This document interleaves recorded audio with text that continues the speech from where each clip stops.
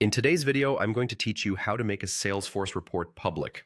By the end, you'll know exactly how to share a report so your team can see it without chasing links or access requests. One quick note before we begin.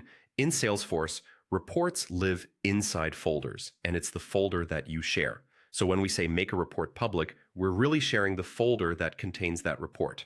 To start, log into your Salesforce account and make sure you're in the Lightning experience. From the app switcher at the top, open the Sales app so you have the standard tabs visible. Now head over to the Reports tab. This is where all of your personal and team report folders are organized. Once you're on the Reports homepage, click All Folders.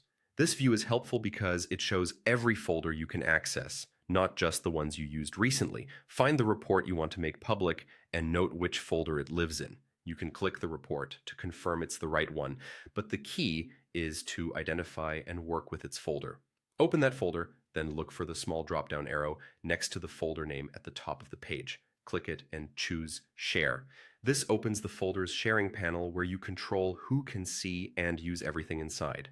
In the Share, with drop-down, select Public Groups.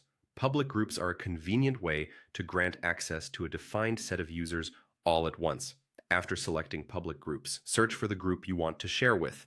If you're making the report broadly available within your organization, pick the appropriate group your admin set up for this purpose. You can also choose the level of access, like Viewer if you only want people to see the reports, or Editor if they need to modify them.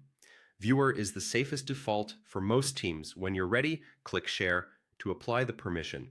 You'll see the group appear in the list of people who have access to this folder. Finish by clicking Done to close the sharing panel. That's it. The report is now effectively public to the group you selected because the folder is shared with them.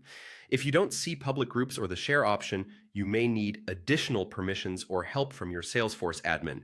As a quick best practice, ask a teammate in that group to confirm they can open the report.